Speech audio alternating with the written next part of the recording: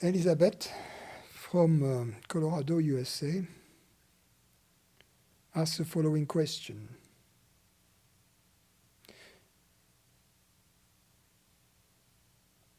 You wrote, "The signs of Sahaja Samadhi are unbroken peace and happiness, and the fulfillment of all desires in a display of divine energy."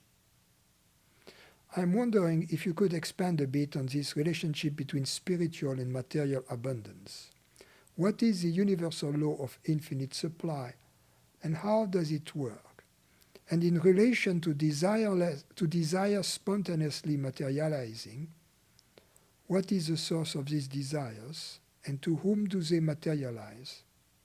That is, who enjoys them?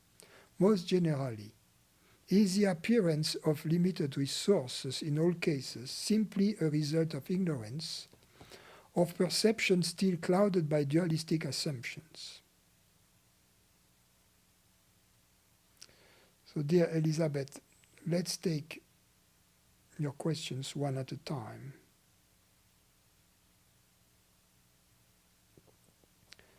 You say, I said the signs of Sahaja Samadhi are unbroken peace and happiness, and the fulfillment of all desires in a display of divine energies. If there is no longer identification with a separate body-mind organism, there are no longer personal desires. All the thoughts, all the activities that arise directly out of this presence, out of the universal power, if you will. So that which creates the desire has the means to fulfill it.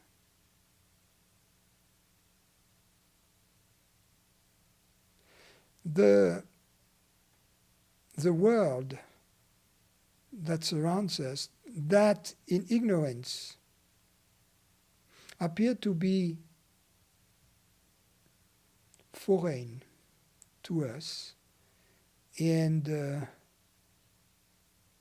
hostile to some extent, becomes very friendly. All these impersonal desires, sooner or later, materialize. That experience of the divine energies cannot be understood from the vantage point of a limited entity.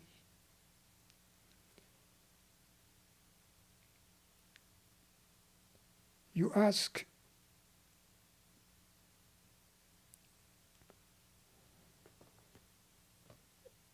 what is the relationship between spiritual and material abundance? There is only spiritual abundance. Everything is spiritual. Nothing is really material. And of course, as long as you make this distinction between the spiritual and the material, there will be spiritual abundance, perhaps, and material scarcity.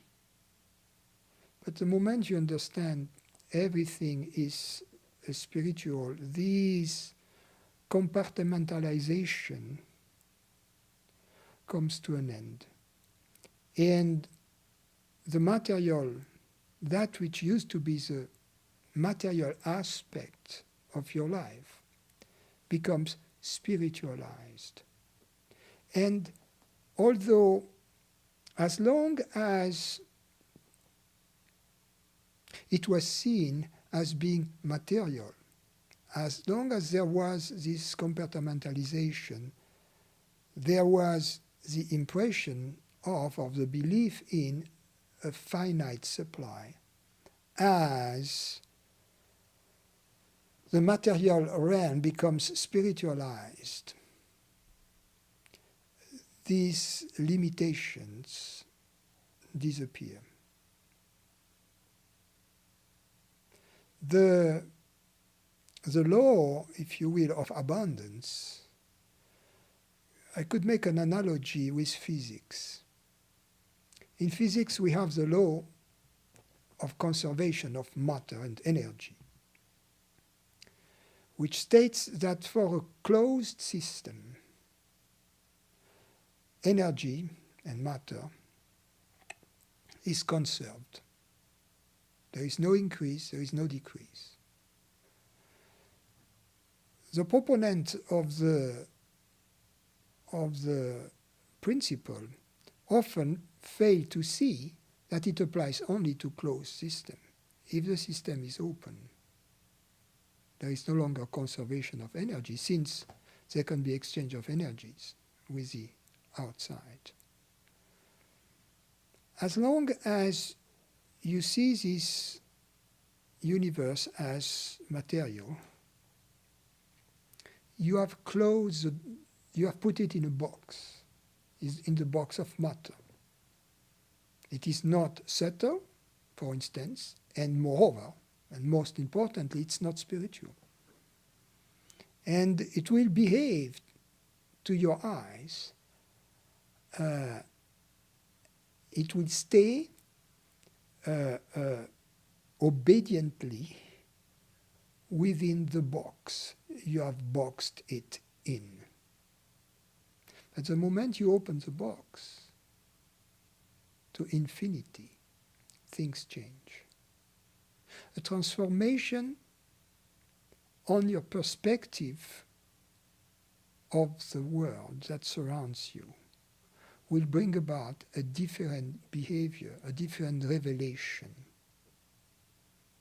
of the world. It will become a permanent miracle. That's what I wish for you. Thank you for your question.